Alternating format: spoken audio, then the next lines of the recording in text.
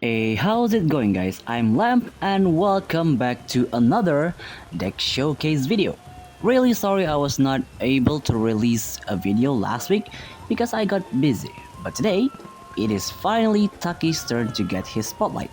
Oh, and I just want to tell you guys that sometimes I upload my deck list a bit late. The other reason other than I'm busy is to be able to get featured on my channel. The deck that I'm featuring must be able to get a minimum of 5 win streak like this.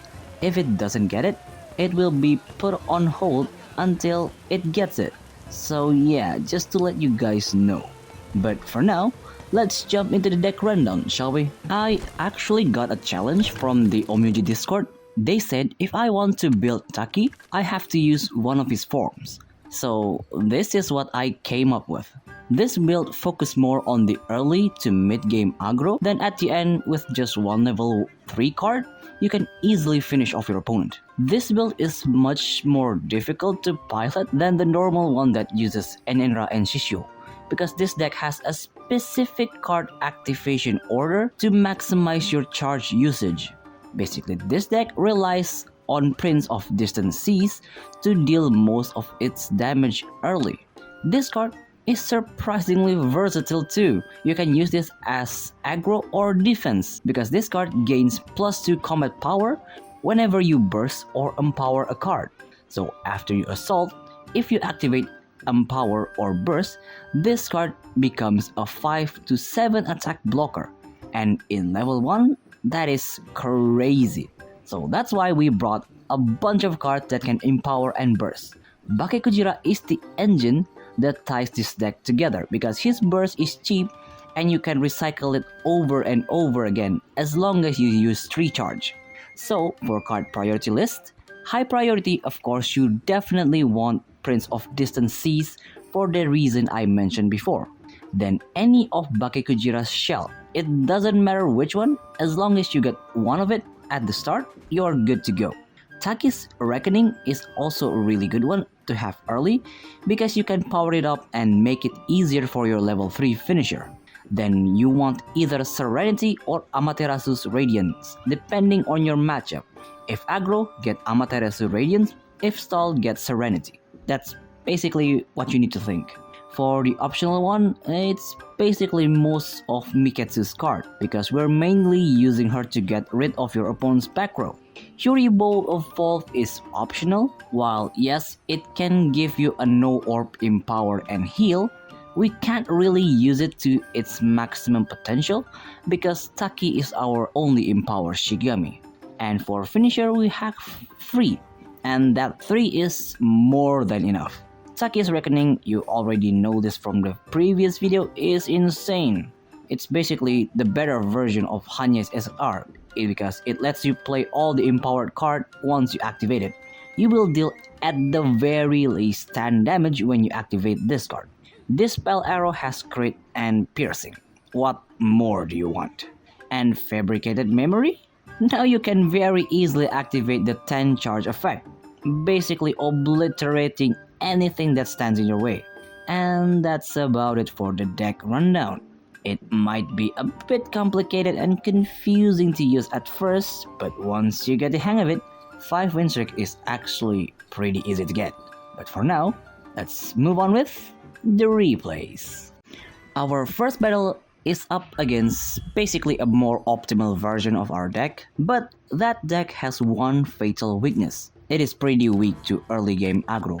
So as long as we can keep attacking them, it's going to be pretty easy to overpower them. Normally charge deck would go first, but with this deck, we don't really care. And our hand is looking really good because we have Prince of Distant Seas and Teeth Shell.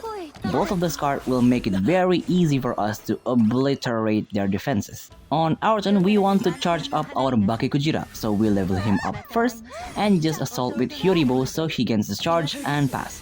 It's fine if she dies this early because we don't need her to evolve just yet. On the turn, they Mistbound Enigma our Huribo, then assault with Shishio and pass. I think that projectile was a bit premature. If I were them, I would have saved it for a bit later. On our turn, we use Taki's blessing to get rid of their Shishio, then assault with Bakegujira. This way we can prepare for our assault with Taki next turn. I have 100% confidence they cannot kill our Bakegujira. On their turn, they will assault with Taki, then use the Empower effect of Enenra to gain 4 charge. Then use the Empower effect of her SSR, the random projectile actually hits our Bakegujira. Did not expect that, but at least our Taki is still alive. On our turn, we draw another Seal Amulet, so I'm just going to do a funny thing and use both of the seal on Enenra and Hyoribo. I am doing this to bait them to attack with their Taki again so that we can kill him on the next turn. On their turn, they will empower Shishio's level 3 card, gaining 1 permanent stats. I'm guessing they didn't draw his SSR, and as expected, they did assault with Taki and use one of his combat card. On our turn, we evolve Hyoribo first to get the No Orb Empower, then put Prince of Distant Seas on Taki. We empower his SSR so he attacks, then just assault to deal another 3 damage and pass. I am saving Miketsu's card for next turn.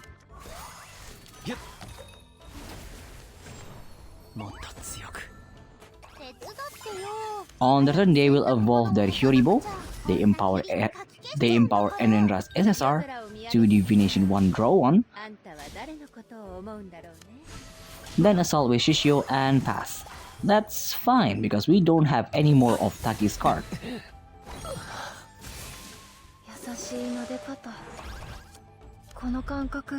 On our turn, we activate Serenity and got another Prince of Distant Seas. That's gonna be very nice later. We activate our Harvest, getting a Seal Amulet, and that's not ideal, but I guess we can use it later.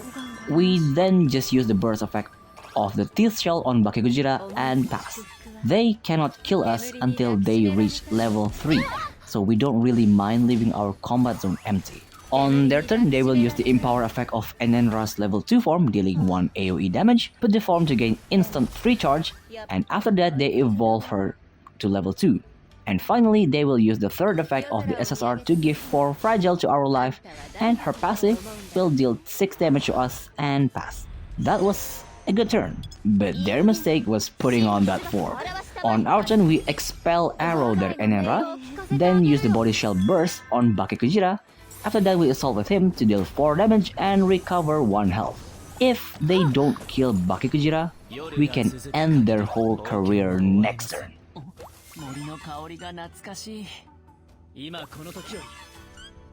On their turn, they will activate 2 Amaterasu's Radiance and empower Shishio's SSR once and pass. Oh wow, they just gave us a free win.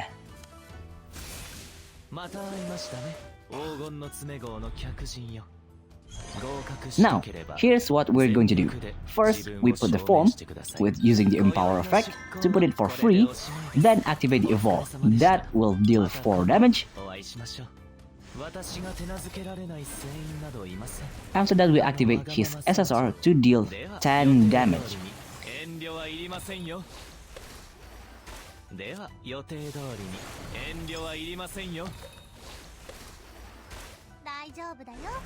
Then we use the extra Empower effect that we got from the Serenity to deal 7 damage. And just because we can, we burst the extra Teeth Shell on Taki and assault for that extra spicy finish.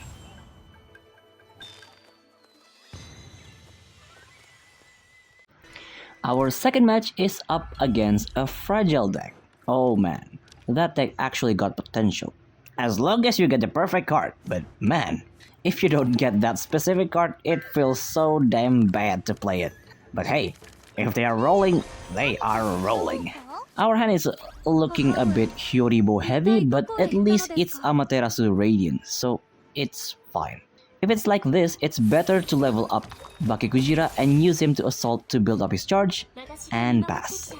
On their turn, they will use Shelter for Rain on Kyohime, then they will use her to assault. I wonder what card they got for Kyohime. On our turn, I'm not going to take any chances, so we burst the Teeth Shell on Miketsu, then assault to get rid of their Kyohime and pass.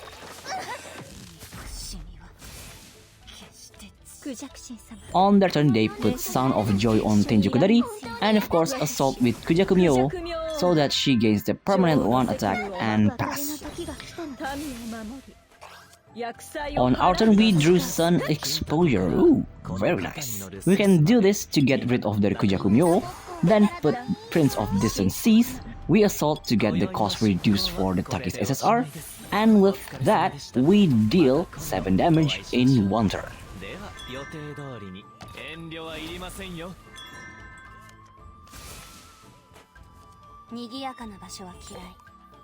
On the turn, they put Solitary Mind on Chin. Oh man, it's been a while since I saw Chin. I wonder when we're going to get an upgrade of her. Then they will use Yokai Koya on our Taki to trigger Chin's form to build up her fragile count and pass. Ooh, I see now. Their plan is actually quite nasty. They will kill us in 1 shot using Chin's countdown and Kujaku Myo's SSR, so we better be careful. We are not going to use that Empower effect just yet. We're just going to use Taki's Blessing to summon a Hiss and pass. On their turn, they will put Lady Snake on Kyohime. Yeah, my feeling was right. It's a nasty deck. They Yokai Koya on the Hiss to trigger Chin's form and pass. On our turn, we use Seal Arrow on Kyohime.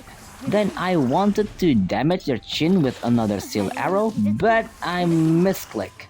So we're just going to use the Burst Body Shell on Taki to prepare for next turn and pass.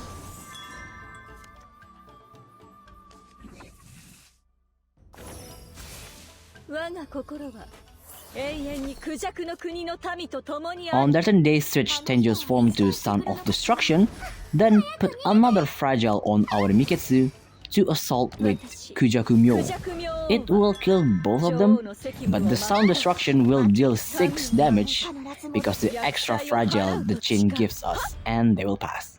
Oh man, I'm conflicted whether or not to put a body on the combat zone. So this time we're just going to evolve Bakekujira and another Amaterasu Radiance on Bakekujira, and we burst the Teal Shell on Taki again and pass. Hopefully they don't draw any of Chin's combat card. On their turn, they will activate Feather Regrow to draw a card, then assault with Chin. Oh, quite the unexpected move. I normally don't do this, but we don't have the choice. So we activate Fabricated Memories with a full 10 charge. Remember this, the order of the attack is very important.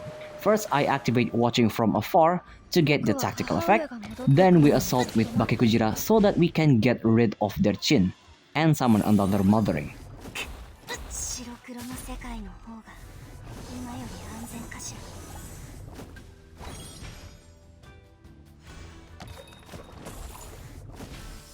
Number 2 to attack will be Taki, so that he gets the barrier.